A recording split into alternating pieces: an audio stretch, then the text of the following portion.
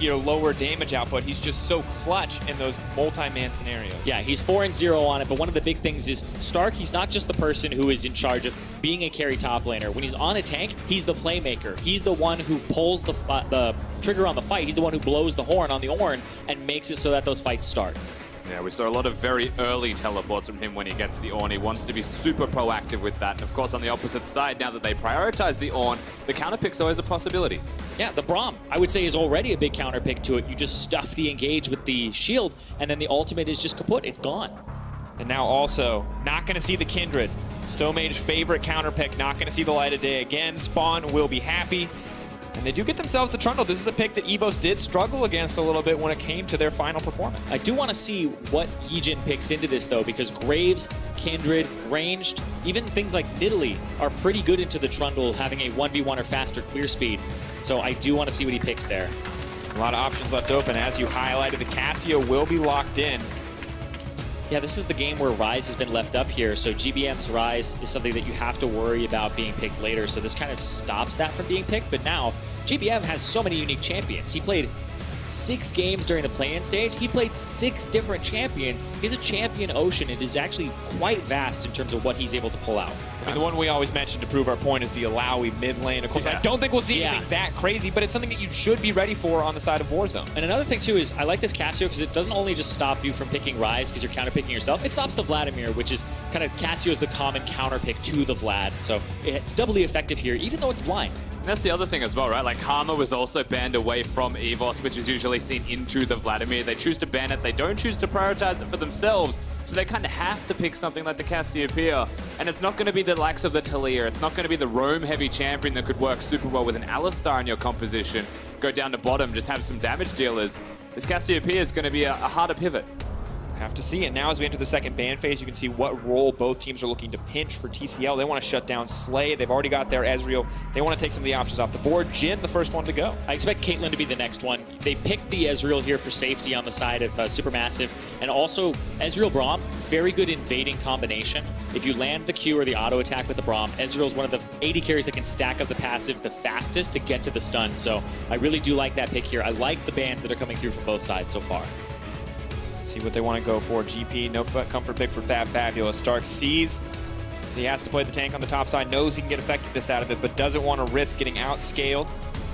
Of course, Caitlyn the ban, as predicted, there's Irene, so that one off the board. Varus, of course, a pick that's still available, not one we've seen yet in this series. See where Slay wants to put his priority. Jinx, one of those ones that was rumored at the start of the tournament, but really hasn't seen too much of the light of day.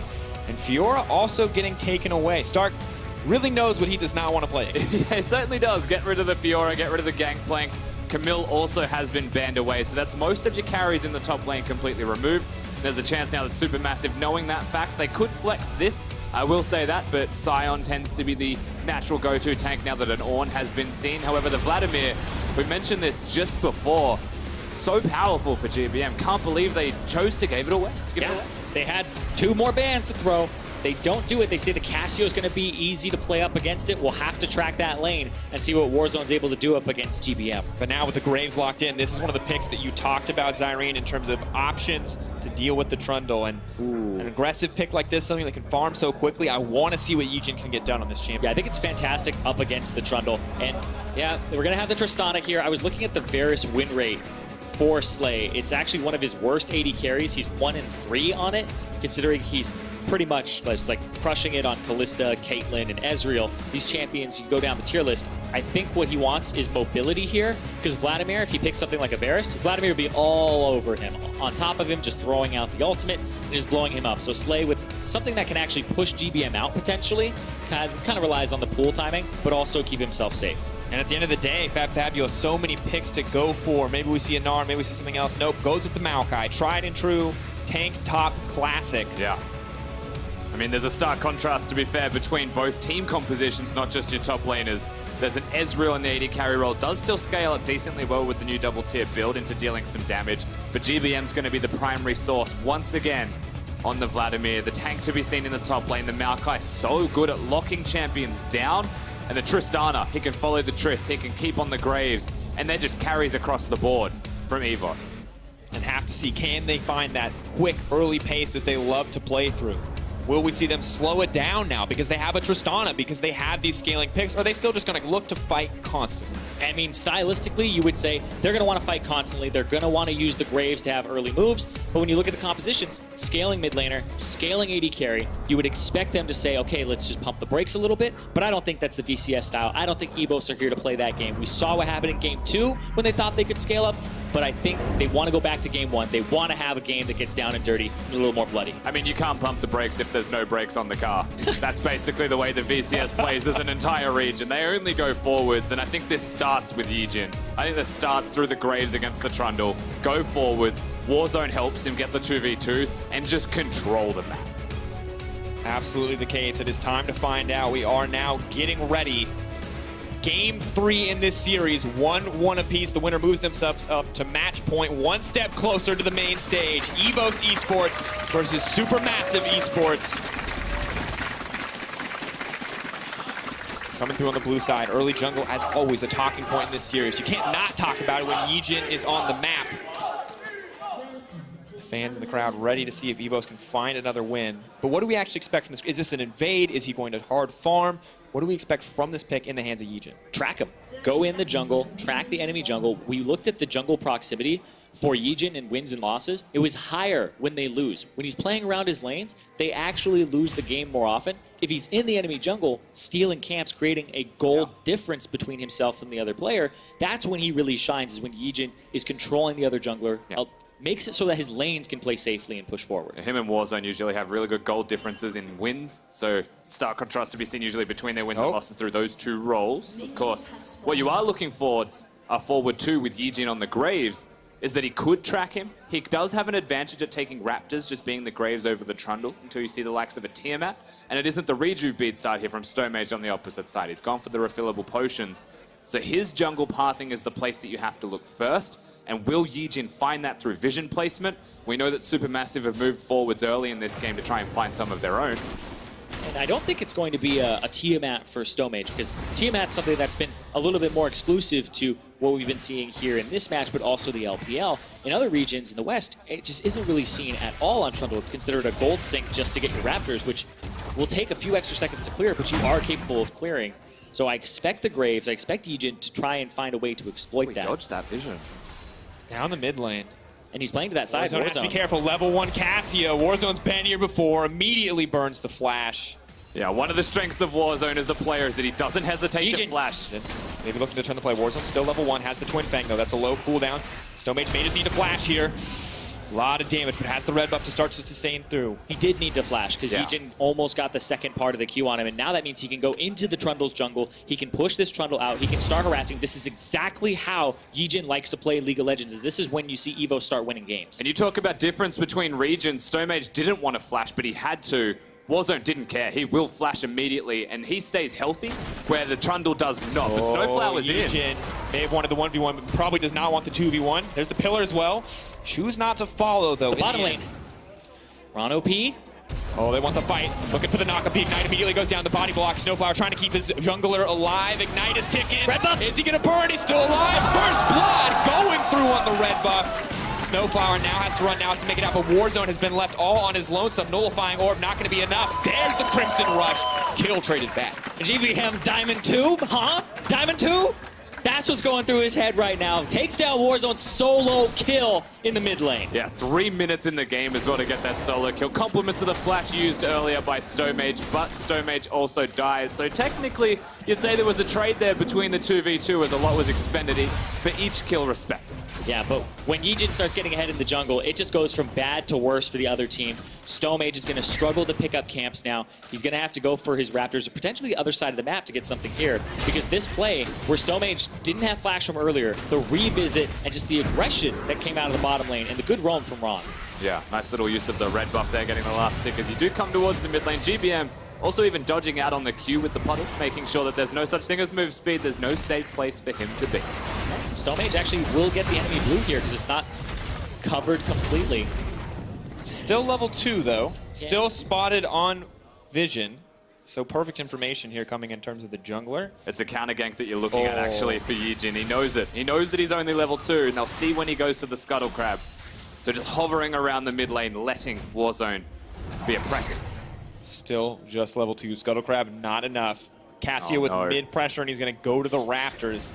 Luckily for him, the Graves has decided to back. That could have been merciless on the side of Yijin. Yeah, the only issue there is that your mid lane isn't winning because of the kill from earlier, so you're in a position where you probably don't win the 2-on-2 because of Vladimir, but you could win the 2-on-2 if things went your way, but nobody has flashes, so it would just have to be kind of a coin flip, and it looks like EVOS are not willing to take it here, despite us knowing them as an aggressive team. Yeah. And now, of course, backing means that he does manage to pick up the Skirmisher Saber as well as the extra longsword. So, going to be difficult for the Trundle, see what he can back and afford to purchase, but extra AD for a Graves, never something you want to deal with too much. When we look across the lanes, you can see bot lane just about dead even. And all of the early action around those first 2 kills gets us kind of amped up, but it has slowed down a little bit. Yeah, with the pace of this game slowing down, it does wonders for an Ezreal to stack up the tier, for the levels to come through for the Vladimir as well, and ultimately SuperMassive. They do want to play a bit slower than their respective opponents in this one.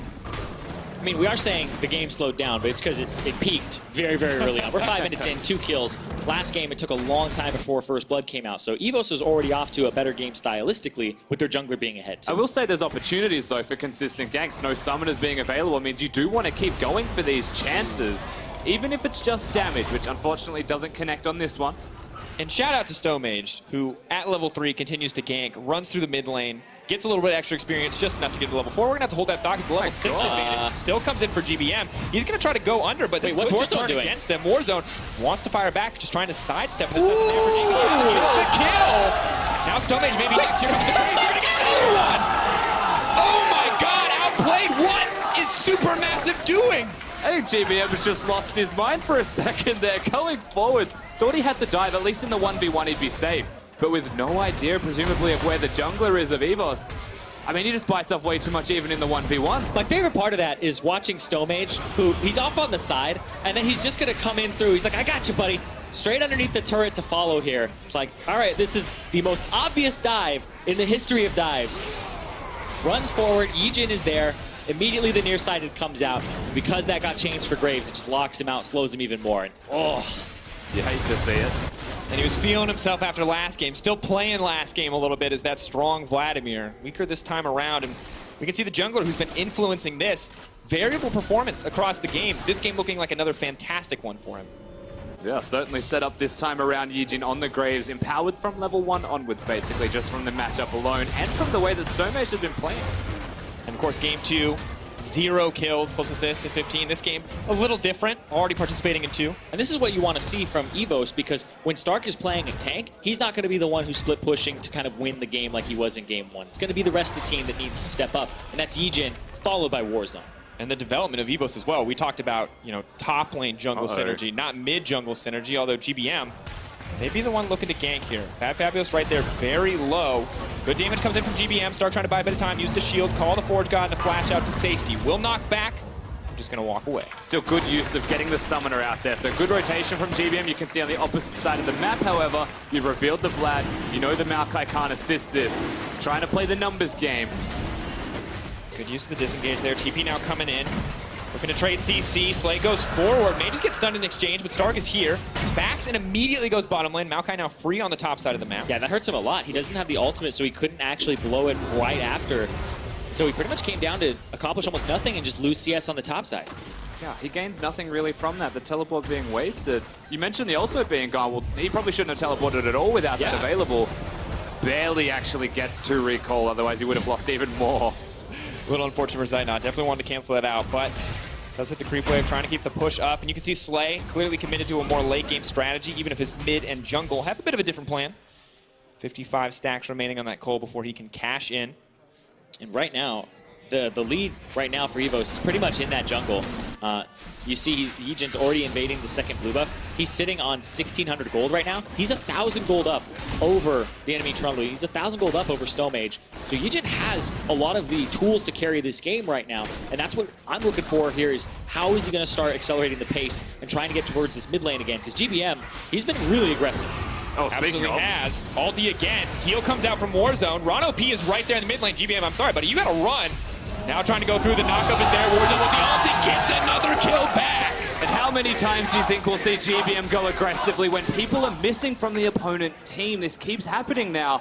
The first time he just made a mistake in the 1v1, but this time there's 3 here. He doesn't just get punished by dying, he gets punished by his turret getting smacked. Yeah, and you want to see Yijin up the tempo? Unfortunately for SuperMassive, it's GBM upping the tempo right now, and Yijin more than happy to just help pick up here, get the damage down on the turret. StoneMage is on the way, but not a whole lot they can accomplish there. And I know GBM from back in his days in North America, and one of the most tilting things for this guy was he always thought he was better than the enemy mid laner. When I would watch him, even in practices and stuff, he would always go in and try this. And the thing that would tilt him is when somebody else would show up when he's like, I had that guy is trash, I could beat him, and he gets help from his team. And to be clear here as well, he uses the Ghost super early, and he has to flash to cover the distance. If you're going to all in as Vladimir and use the flash, you better hope that that all in, that one burst of spells, that rotation kills him. Otherwise, you've made a mistake. And unfortunately, it's the second time now where he's done that. The miscalculations coming out. Makes you wonder. What's going to keep hurting his calculations? If he keeps trying to do that, you're going to have a Cassiopeia that's harder and harder to kill. And it's this counter matchup that now he's down almost 20 CS in. Look at that. Now you can see he just does not get to approach the wave. Warzone forcing the defensive use of the pool. And this is scary because we know Warzone has been a little bit inconsistent on this team, hasn't had the best international performances, but this game, when you give him this kind of lead, he's obviously going to run away with it. I mean, he's had good performances in the last 2 games. We came in with even Spawn on the desk saying, you know, this guy doesn't seem very good, but hey, turned it around after games 1 and 2. Even had that Victor game, he was very far ahead. And this one, looking more the same. Turned around. Have to check in on that top lane fight if anything else is going to happen for now. It is just a wet noodle fight. And that looks like solo first tower gold going over to the Graves. The lead only continues to grow, and Yijin's making his way to the top side. If Fabulous cannot heal up or get out, he is going to go down. Yeah, he's going to have to recall here. There's a chance they cancel it. It's very hard to kill this Maokai, I will say. They may want him to even recall. Trying to bait. Fabulous going forward. He took the bait. Now he's that's so good. Stark now getting locked down. Chain CC under the tower. Fabulous. Cassio is there as well. If anything, he has to try to get a kill on the Graves, but he's blinded. Can't see her coming. Gets taken out. Now, of course, StoneMage comes in to try and defend, and ultimately, they do get the Maokai. At what cost, of course, because the trade's still available from Fabulous. But this proactivity, they're now moving, they're feeling it, they're unlocked. And the trading is just actually in favor of EVOS. They're getting kills onto their Graves, they're getting objectives. He is now about 1,700 gold up, almost 2,000 actually above his opponent, and the mid lane. Now 1,100 up for Warzone. Warzone picks up this kill here. He has a Dark Seal. It's worth even more on him. And that was so well played from Fabulous, but the fact that the map was in a state where mid lane and the jungle and the top lane get to collapse on you before you even have your jungler there, that's kind of indicative of how this mid lane has been going. And for Fabulous, last game he kind of got a break from this style. Got to sit more comfortably, got to play tanky-tank matchup. This game, we're right back to game 1 where he's getting this attention, where Yijin is taking this lead and starting to throw it in his lanes. And you can see, Siren, you already pointed it out, 2,000 just about gold difference between each respective jungler.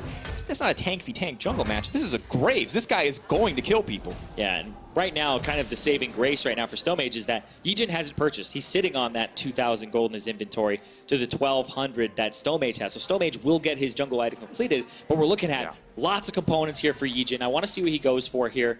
Some people went for like Black Cleaver. We've seen Youmuu's. Phantom Dancer is also another one that jumps up for the dueling. Yeah, I do actually think that Youmuu's Phantom Dancer is the best build after the Black Cleaver. Of course, you want to have a bit of extra tankiness, especially when you are ahead, and complement the rest of your team. Get the Tristana damage amplified just that little bit further. Yeah, and another cool thing about Graves with the Black Cleaver is that it actually applies a stack per bolt. So the closer you are to somebody, the shotgun, you actually full stack them if you're point blank with one single hit from a shell. Yeah, shredding through the tankier members. The Trundle, the Maokai, even the stats the Trundle steal, going to be a little bit weaker this time around. And Yijin returning to the top side. Fabulous will know that he's coming, but it might be too late. A lot of CC in the kit of Ornn. Cats come out, but the body block is there. Call the Forge God. Fabulous going to try to play this one out, but he's just getting cut down. So much damage, the healing, not enough. Stark going to grab the kill in the end. Yeah, the inevitable death, however, on the bottom side of the map, they're still looking for the objective first. So they do get the turret down far quicker than that of their opponents. Even GBM was hovering around. Yeah, and the fact that EVOS also had to go through a cannon minion that was buffed up by Banner means that they're very late to get this, and I think that might be when Mountain Drake spawns. So to be Mountain Drake is SuperMassive. A small advantage for sure. Definitely something to balance out the 2K gold advantage that EVS have built up for themselves this far into the game. And now it's a support duel. But EVOS grabbing another tower. This is a little bit tough for SuperMassive. They might have wanted to see a slower game, but EVOS once again in control. I was like, are they giving the gold over to Yijin again? But it looks like they split it there. He wants that Black Cleaver. I think he could have taken the solo gold. He's clearly taking everything else on the map, invading, taking camps. He's been absolutely everywhere this game, and SuperMassive were grasping at straws for that counter pick. They went for the Kindred over and over again, but it looks like EVOS are the ones with a really solid counter pick to this Trundle in the game. They are now fully set to succeed. It's not just the Black Cleaver that does get completed. It's a Banner of Command and the Rylai's Crystal Scepter for Warzone in the mid lane. So they've got a lot of crowd control with the slows that are available, the move speed the Black Cleaver provides as well. They've got utility out of their itemizations where the champions before, not so much. And this is what you want to see from EVOS. We talked about pace of the game. Faster favors them. And that's exactly what they've been doing, is they won some of those first skirmishes. They'll continue to win these skirmishes, and they're going to try to fight here. Up goes. Where's GBM going to go? The Vladimir has been key, but Warzone is zoning him out of the fight. Now trying to get in, but he's not going to hit anybody except for the Alistair. That's disaster for the rest of the team. Cassio comes out. Slay is now unafraid of GBM as he's going to grab one for himself. The resets are coming in. Fab in the backside. Slay looking to get one more, but it goes over to the Cassio in the end. Sight not now going to fall as well. The double kill. Slay more than happy to play cleanup in the fight. Stone Mage running, tail between his legs. Nothing left for SuperMassive. And now 10-2 is the scoreline here for EVOS as well, pushing forwards. They're not just getting momentum from kills, but Warzone sets it up for the rest of the team to hit at home. Slay getting those resets, a good sign of what's to come if you're an EVOS fan. They are obliterating SuperMassive in this game. SuperMassive want to slow it down. EVOS say, no, that's not the case. Bully the jungle from the start. GBM looked like he was out of sync with what they wanted to do, and he's kind of put them in this position now where they've lost the map. He's went from the sole carry in those team fights and situations to the sole reason that the team is kind of starting to fall apart. You look at it, he's trying to run the same play he's run in the first 2 games, but this time, EVOS are ready. They just split up. They just say, hey, you want to come in? We'll just kill you. Yeah, and that's what I called earlier. It's called overplaying. It's when you're playing more than you actually have to. You're kind of exerting yourself or overexerting yourself and not using your team to your advantage. And it seems like exactly what he's doing. He went out, tries to make a hero play again. That's kind of what it looks like GBM is playing for here, is the montage plays. He's got them before. This game, though, it's not happening. He's on the other end of the montage. Well, we're looking at the real replay in real time. SuperMassive are trying to get something back. You take a look at the team fight damage. GBM only 1,000 despite the aggressive flash in. Trundle even going to match him, but the Graves and the Cassio on the other side. Warzone, an absolute monster this game. Came in and won his first international game. Spawn was saying he was 0-7. Well, now he's Warzone now wants a little bit more. Oh god, he's really feeling himself. Sight not, they're going to fire back. That's the stun. They're just going to kill him. Oh, feeling himself a bit too much. A lot of feeling. Caster Curse in full effect. As soon as we talked about him, loses his mind. And now Yijin, okay, we'll try this one. Yijin's been playing quite well as well. He's kind of been the other person on the team that's been carrying. I'm seeing if it works. All it takes is one concussive blow stack, and that Graves might just be dead. But luckily, Ron OP is here to save him. Still, Yijin approaching really aggressively, and Ezreal, yeah, he has the wave clear. Has the Muram on it too, so he hits pretty hard if they do get hit by that poke. It's too hard to stop a Graves from clearing the wave with the ultimate anyway. It's a line nuke, so as long as he catches them crashing into the turret, which is what he did there. It's why he steps up and he's able to hold the turret, but they also lost the mid lane turret. As we get to watch the exact moment that Warzone knew he made a mistake. Of course, it was a Q from Snowflower that's blocked as he was getting stunned. It's a pretty big deal in the context of that trade. Ooh, they lost a teleport there too from Stark, so that actually affects the whole state of the map. Definitely not what they wanted in the exchange, kind of overplaying his hands the same way that we saw from GBM, a little bit too eager to just shut them down, keep the momentum going, continuing to grow that lead, but just doesn't have the burst damage quite yet to make that kind of play, and good on Zaynite to turn around and walk it out patiently. But Rift Herald will fall. Man, I love that attack cadence from the Graves. Once you get to that point where you take the precision tree now, so you have a little bit more in terms of the attack speed, you get yourself some daggers, you get your 20%, 30% CDR from this build, and you're just constantly eating around with the resets on that. And get it done, Ron. He takes the Rift Herald buff for himself as well in the support role. Faster backs, keep resetting your wards. It always makes you wonder why you would do that at all. Usually it's because one member uses the sweeper in the pit, so the person who's just used the sweeper takes the Rift Herald buff, but neither of them have that available. So ultimately it just seems like a conscious choice that they want to keep Yijin by himself, perhaps working towards Stark. He needs the clear vision to be able to do that, and so they give it to the other side of the map. Now Ron is going to run up topside, may look to use it there to try to break a tier 2. Of course, all the tier 1s just about already down. Bot lane, the last one left standing, but he's nowhere in the area. However, Graves, Yijin, ready to shut down Fab Fabulous. And you got to wonder for Fab Fabulous, this has happened so much in game 1. Is he at Spider Sense point where he just goes, oh yeah, there's someone here to kill me? Nope, not the case, because he doesn't see the Graves coming. Now trying to make his way out. Good CC comes through. Just going to continue to auto-attack him. He should just fall down right here. Fabulous still alive, but not enough. Yijin tanking the tower and just completely unafraid. And now you see that build. The Black Cleaver makes a ton of sense because he's going to be going after the tanks first. Man, Yijin is level 13. He's the highest level on his team. I can't remember the last time I've seen this in a professional game, that the jungler is the highest level. It has been a long time. I think you can remember the Levi Nocturne. I think we look back to another Vietnamese team if you want to talk about junglers who are hilariously over-leveled in a game. I mean, he's 4 levels up over Stomage. It's insane. He's actually insanely far ahead considering that we're 20 minutes into the game as well. Usually junglers try and catch up that little bit more, but no, he stays ahead. And that is the VCS special. That is the Vietnamese jungle special. And just an incredible performance here in Game 3, looking to move themselves up to match point. Now GBM, has he overstayed his welcome? Good use of the pool, Ron OP. Not going to flash, not going to look for anything else. Use the Hex Flash to try to make the play, that's it. Quick back. Get those wards back up. Hey, that's true.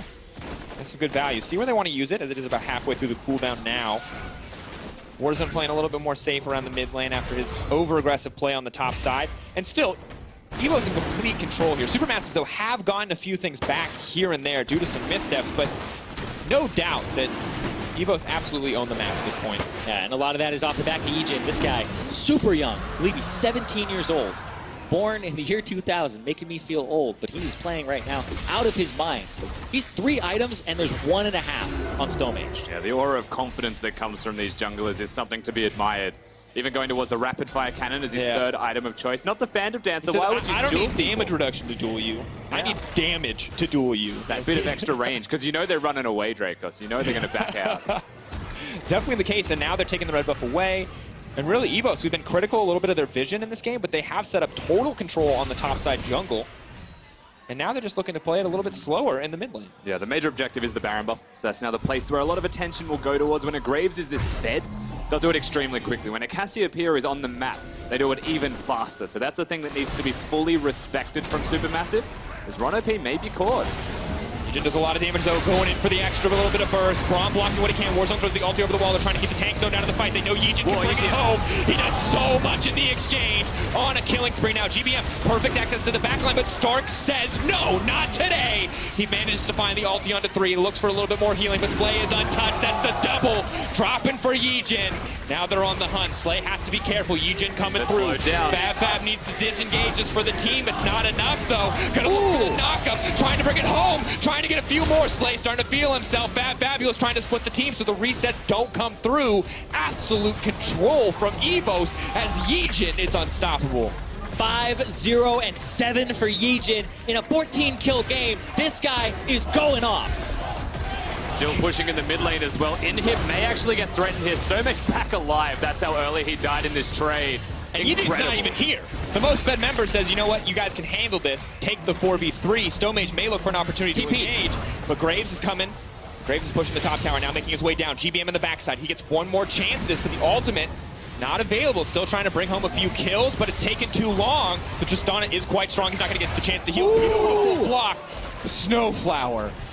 Oh, saving the situation. GBM over-aggressive, and Yijin, they know he's there.